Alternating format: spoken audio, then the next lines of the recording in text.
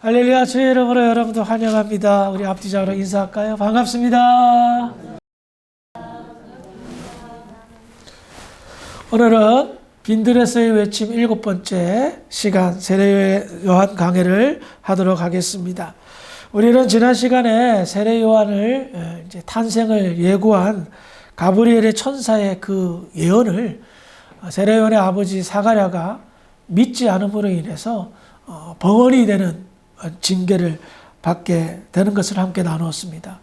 사가랴의 믿음이 참 좋았는데 정말 너무 놀라운 예언을 들은지라 감당하지 못하고 불신했을 때에 아무리 믿음 좋은 사람도 연약해서 넘어질 수도 있고 하나님의 구원의 역사가 너무 경이롭고 기이하기에 그것을 다 담지 못하는 그런 아쉬움도 있다는 것을 함께 나누었습니다. 벙어리가 된 사가랴 아무 말도 하지 못하고 성전 임무를 다 마치고 집에 돌아갔습니다. 그리고 나서 어떻게 되었을까요? 천사의 예언처럼 불임이었던 그의 아내 엘리사벳이 아이를 임신하였습니다. 기가 막힐 노릇이죠. 자기는 불신해서 어떻게 우리가 아기를 낳을 수 있겠습니까? 믿음 없는 소리 했다가 벙어리 되었는데 천사의 예언처럼 아기를 낳을 수 없는 그 가정에 아이가 잉태된 겁니다. 첫째 딸, 둘째 딸은 표가 안 나지만 3개월, 4개월, 5개월, 6개월이 지나면서 그의 아내의 배는 점점 불러오기 시작했고 뱃속의 아기가 태동하며 아이의 살아있음을 하나님의 축복하심을 느낄 수가 있게 됩니다. 이와 같이 6개월이 지난 시점에서 다음과 같은 이야기가 시작됩니다. 누가복음 1장 39절 40절 시작.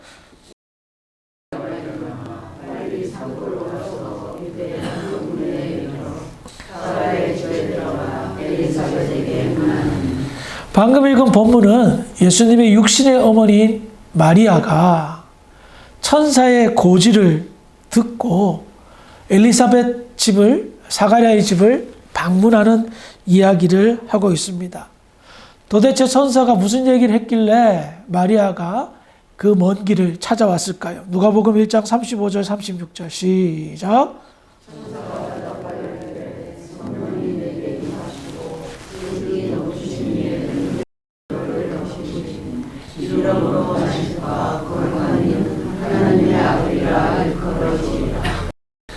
내 친족 엘리사벳도 늙어서 아들을 낳았다. 시한테 못한다고 알려주니까 이미 6살이 되었나니. 아멘. 마리아가 엘리사벳을 찾아온 이유는 마리아에게도 천사 가브리엘이 나타나 아들을 잉태할 것을 예언했기 때문입니다. 아시다시피 마리아는 그때 혼인하지 않은 처녀였습니다. 그런데 천사의 예언은 남자와의 부부관계를 맺지 않은데 아기가 잉태될 거라고 예언합니다.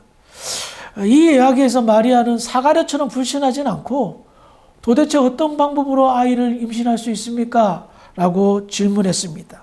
그 질문의 대답이 바로 방금 읽은 내용입니다. 천사 가브리엘은 성령이 임하신다. 그리고 지극히 크신 하나님의 능력으로 거룩한 능력, 그냥 능력이 아니에요. 거룩한 능력, 구별된 능력, 특별한 능력, 전지전능한 능력으로 말미암아 네가 아기를 잉태하게 될 것이다. 그런데 이렇게 말하면 너 잘 못 믿을 것 같다. 그래서 그 증거로 너의 친척, 먼 친척 되는 엘리사벳이 본래 아기를 못 낳는다고 너 잘 알고 있지 않냐? 그런데 그 여인이 아기를 잉태했다. 그것이 증거니라 라는 이야기를 들었던 겁니다. 그래서 이 천사의 말을 듣고 마리아는 얼마나 시간이 흘렀는지 모르겠지만 아마 곧 이렇게 정리를 해서 엘리사벳이 있는 곳으로 갔던 것 같습니다. 그런데 이렇게 찾아가는 것 쉬운 일이 아니었습니다. 왜냐하면 당시 마리아가 살고 있는 동네는 나사렛, 갈릴리 나사렛이었고 엘리사벳이 살고 있는 동네는 예루살렘에서 약 40km 떨어진 헤브론 산지에 살고 있었습니다. 그 헤브론은 대제사장 아론 가문에게 하나님이 특별하게 주신 땅이었기 때문입니다. 그러니까 예루살렘에서 헤브론까지 약 40km, 예루살렘에서 나사렛까지 약 110km라고 해요. 그러면 도합 150km라는 겁니다. 당시 마리아의 나이가, 당시 이제 유대인들 혼인 정년기가 12살에서부터 16살이에요. 근데 정혼한 지 이제 1년 뒤에 결혼하는 나이니까 많이 잡으면 한 17, 18, 적게 잡으면 15, 16밖에 안 되는 어린 소녀. 지금 우리 막내 하영이가 18살이거든요. 쟤보다 어린 나이가 그 먼 150km나 되는 먼 거리를 엘리사벳을 만나기 위해 갔다고 생각해 보십시오. 하룻밤에는 절대 못 달렸을 겁니다. 못 갔을 것입니다. 곰곰이 계산해 보니 아무리 잘 가도 4박 5일 정도는 걸어가야 뭐 나귀를 타고 갔겠습니까? 가난한 소녀가? 걸어갔겠죠. 그 정도 되는 먼 거리였습니다. 그녀가 왜 이렇게 그 먼 길을 단숨에 달려갔을까요? 정말 엘리사벳이 임신을 했는가 확인하기 위함입니다. 그래요. 마리아에게 있어서 인간적으로는 이 천사의 예언이 너무나도 감당하기 힘든 예언이었습니다. 아기가 잉태된다고? 그리고 더 어떤 이야기를 하냐면 방금 읽었던 누가복음 1장 35절 하반절을 보면 이름으로 나실 바 거룩하신 이는 하나님의 아들이라 일컬음을 받을 것이다라고 말합니다. 누구라고요? 하나님의 아들을 잉태한다는 거예요. 하나님의 아들은 하나님이죠. 사람의 아들은 사람이고. 그러니 이게 감당할 만한 이야기입니까? 이 예언을 받기에는 너무나도 감당할 수 없었습니다. 그래서 정말 사실인가 확인하기 위해서 마리아는 성경의 표현대로면 빨리라는 표현으로 갔다고 말하는데 이 말의 원어를 보면 간절이라는 말도 있습니다. 그러니까 그것을 확인하기 위해서 간절한 마음으로 그 먼 거리를 달려갔고 마리아의 심령이 얼마나 뜨거웠는지를 알 수가 있습니다. 이렇게 몇 날 며칠을 걸려 엘리사벳이 사는 유대 산골로 도착했습니다. 드디어 엘리사벳을 만났습니다. 마리아가 안녕하세요. 뭐 언니, 이모 뭐 이렇게 불렀겠죠. 뭐 고모, 이모 이렇게 불렀을 겁니다. 잘 계세요 라는 이야기를 듣자 문안 인사를 했죠. 엘리사벳이 다음과 같이 반응합니다. 누가복음 1장 41절, 42절 시작. 엘리사벳이 마리아가 문안을 들으매 아이가 복중에서 뛰노는지라.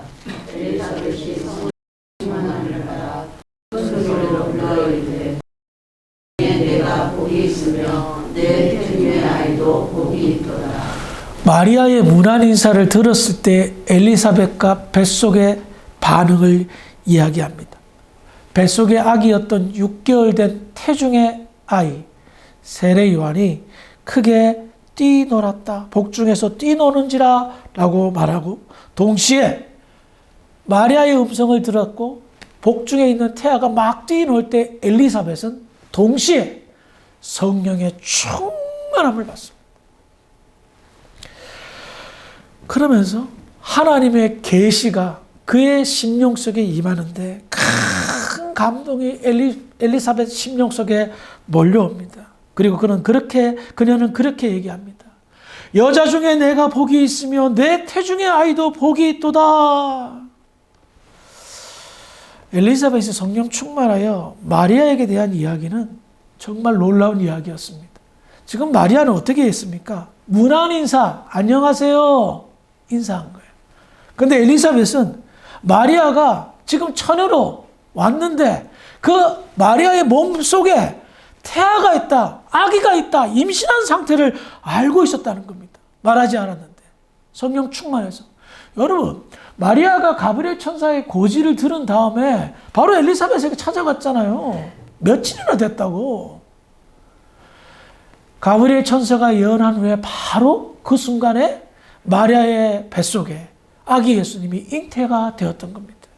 그리고 그 사실을 엘리사벳이 성령의 충만함으로 알고 그렇게 선포하는 겁니다.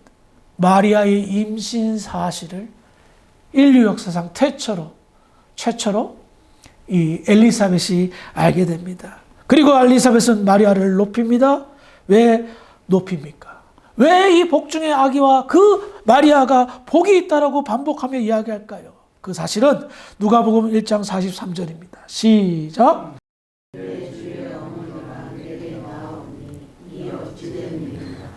우리는 여기에서 엘리사벳이 성령 감동으로 말미암아 마리아가 여자 중에서 가장 복된 여자다라고 말하는 이유를 알 수가 있습니다. 뭐라고 얘기합니까? 내 주의 어머니가 라고 마리아를 이야기하고 있습니다. 엘리사벳의 내 주, 나의 주, 엘리사벳의 나의 주는 누구입니까? 나의 하나님, 야훼 하나님, 여호와 하나님을 이야기합니다. 엘리사벳의 하나님은 엘리사벳이 어떤 가문입니까? 아론 대제사장의 가문으로서 평생 모시고 섬겼고 경외했던 그 하나님을 말합니다. 그런데 마리아를 보면서 머나먼 친척벌 어린 소녀에 불과한 마리아에게 엘리사벳은 나의 하나님의 어머니가 지금 내 앞에 나타났습니다라고 말하고 있다는 겁니다. 엘리사벳은 성령이 충만하여 깨닫습니다. 벅찬 감동으로 하나님의 아들을 잉태한 하나님의 어머니를 만나고 감격해 하고 있다라는 겁니다. 그런 후에 누가복음 1장 45절 볼까요? 시작. 주께서 하신 말씀이 반드시 이루어지리라고 믿은 그 여자에게 복이 있도다. 뭐라고 얘기합니까? 엘리사벳은 마리아가 자기를 찾아온 이유를 말하지 않아도 알았습니다. 천사 가브리엘이 전한 그 예언을 확인하기 위해서 왔다는 것이며 더 나아가 불신으로 의심으로 찾아온 것이 아니라 믿음을 더하게 하기 위해서 자기의 믿음의 확신과 확신을 더하게 하기 위해서 믿음으로 찾아왔다는 사실을 알고 이야기하고 있다는 겁니다. 주께서 하신 말씀이 반드시 이루어지리라고 믿은 이 여자에게 그 여자에게 복이 있도다. 엘리사벳은 마리아에게 연거푸 복에 관해서 이야기합니다. 마리아가 받은 복, 첫 번째는 하나님의 선택에 따른 복입니다. 마리아를 선택하신 그 하나님의 그 뜻, 그것이 바로 복 그 자체라는 겁니다.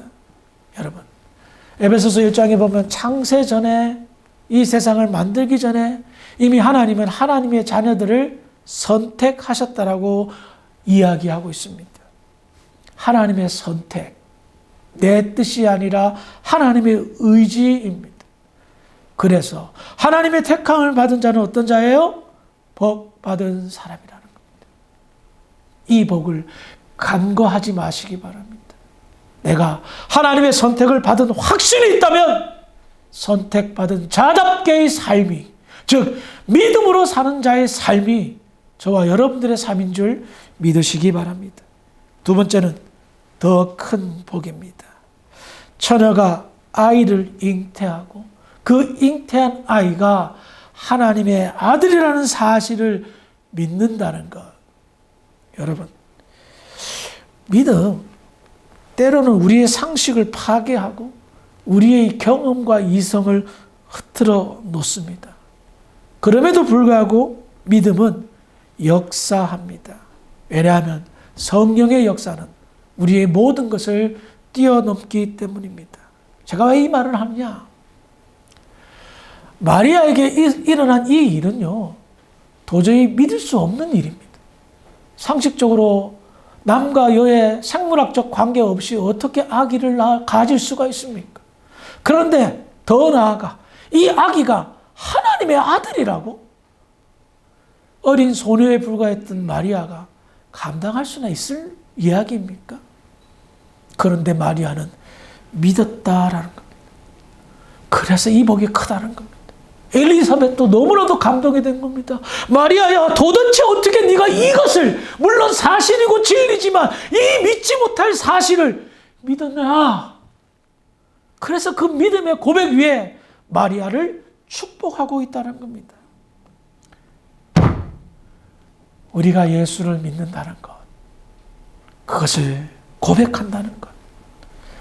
마리아가 아기를 임신하고 하나님의 아들을 잉태했다 라는 사실을 믿는 것과 차이가 나지 않습니다. 우리의 믿음은 그만큼 위대하고 그만큼 경이롭고 그만큼 놀랍기 때문입니다. 과학적으로 설명할 수 없습니다. 이성적으로 경험적으로 이해할 수 없습니다. 하지만 인간이 가진 모든 지식과 지혜로 설명되는 것이 아니라 신비로운 하나님의 나라의 영광이요 신비로운 영역입니다. 신비롭기 때문에 이성과 과학과 경험으로는 헤아릴 수 없으나 성령의 감동으로는 이해할 수 있고 받아들일 수 있는 거라는 겁니다. 그래서 우리가 가진 이 믿음, 예수 믿는 이 믿음, 가장 큰 복 중에 복이라는 겁니다. 우리는 아르헨티나의 이민자로서 이방인에 불과하고 지극히 평범한 사람들 가운데 한 사람들입니다. 그와 같은 우리를 하나님은 창세전에 이 세상이 만들기도 전에 이미 계획하셔서 선택하셨습니다. 그리고 예수님이 오신 이후 2000년의 세월이 흐른 뒤에 여러분들을 성령 충만케 하셔서 예수가 나의 하나님이며 나의 죄를 대신하여 십자가에 못 박아 돌아가셨다는 사실을 믿게끔 성령께서 감동을 주셔서 내가 믿게 하셨다는 겁니다. 이게 얼마나 놀라운 신비로운 역사입니까? 그 역사의 주인공이 예수를 믿는 믿음을 가진 사람들, 저와 여러분들이라는 겁니다. 그래서 엘리사벳은 마리아를 축복할 수밖에 없었습니다. 성령 충만한 엘리사벳이 마리아에게 정말 복 가운데 복을 받았다라고 말하고 있습니다. 저는 엘리사벳의 이 선포를 통해서 이런 생각이 불현듯 떠올랐습니다. 부전자전, 뭐예요? 그 아버지의 그 아들. 그런데 말을 좀 바꿔서 모전자전, 역시 세례 요한의 엄마다라는 생각을 가지게 되었습니다. 한편 이와 같이 엘리사벳이 마리아의 문안 인사를 듣고 이렇게 큰 축복을 할 때에 뱃속에 아기 겨우 6개월 된 임신한 상태의 그 태아 세례 요한은 다음과 같은 행동을 합니다. 누가복음 1장 44절 시작.